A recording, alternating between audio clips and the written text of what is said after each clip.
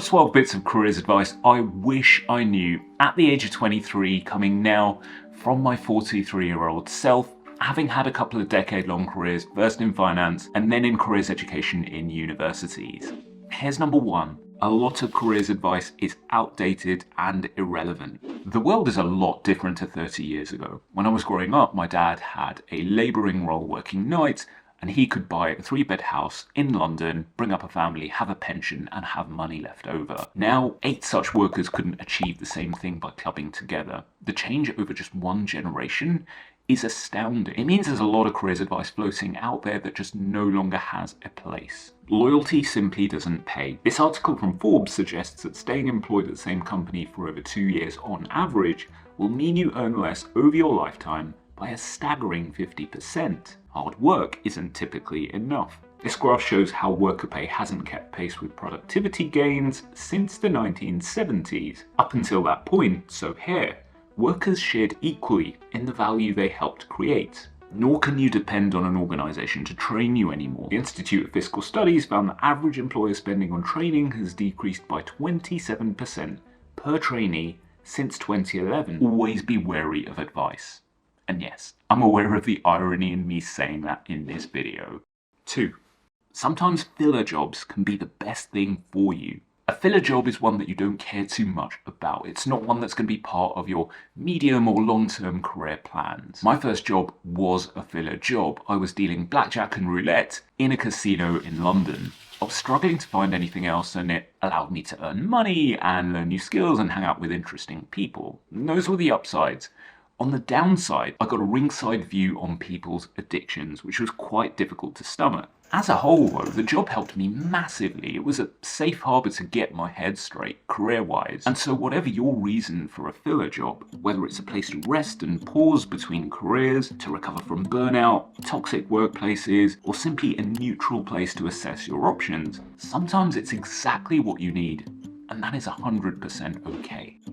3. Job boards are the last place employers go to fill jobs, but they are the first place that job seekers go. Employers don't like hiring. It's kind of risky for them. They know the effort they're putting in, the budget they've got to get approved for the role. Legal will have to review the job description, you'll have to write it up, you'll have to figure out where to market it and how much you want to pay for that, whereas the returns are not certain at all. From the point of view of a job seeker, well, job boards are the obvious place to go. You're looking for a job and that's where jobs seem to be. The difference between these 2 points of view are why, according to Forbes, between 70 and 80% of all jobs are never posted. The so-called hidden job market. People give roles to people they know. So what does that mean for you? Be strategic and go upstream. Introduce yourself to those people doing the work you want to be doing. Make sure they know that you exist way before anything ever gets advertised. 4. You are responsible for your training and development. Back in school, college, university, what you got taught was decided for you. Okay, sure, you might have chosen some subjects and modules, but what's contained within them, the things you actually got taught, were never chosen by you. And once you're released into the world of work, no one is directing your learning anymore. Okay, a good manager might help, but really the responsibility is on you, so be sure to take control. You are both the orchestra and the conductor now. 5. Don't stay in a job that's bad for you. Bad work experiences can be deadly. They can destroy your physical health, your mental health, your relationships, including the relationship you have with yourself. Don't stay in a job that's bad for you. There's no need to overthink this. 6. The difference between an okay manager and a good manager is huge. An okay manager makes sure you do what's on your job description and helps you where appropriate. A good manager helps opens doors for you that you never knew even existed. They'll understand how you want to grow and find ways of shaping your work to help you to that end. They'll say nice things behind your back. They will have your back. A good manager is infinitely better than just an okay manager. 7. Careers are iterative. Now, most people don't stick with their first career choice, and I noticed it first amongst my friends. They'd start their first role and they'd find out what they like about it and what they don't like, and so the next job or career they took up just fit them better. They took what they learnt forward. It means you don't have to find the right career straight away, nor do you have to worry about always being labelled a job hopper, because all of the information you get from your prior roles leads to you making better and better decisions over time, which naturally means you'll stay longer in roles. 8. You are not a slave to your potential.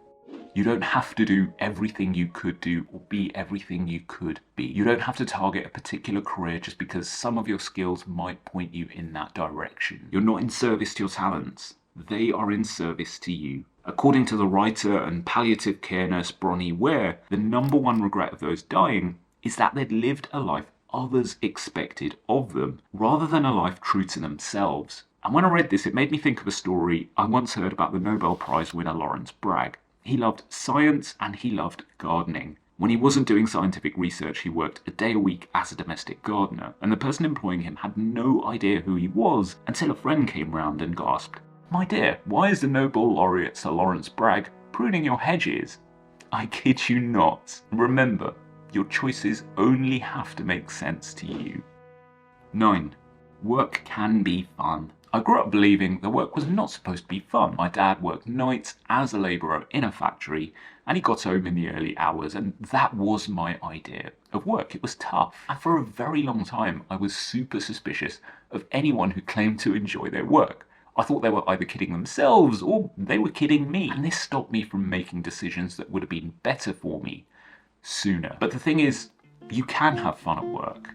And more than that, you owe it to yourself to find work that is fun for you. 10.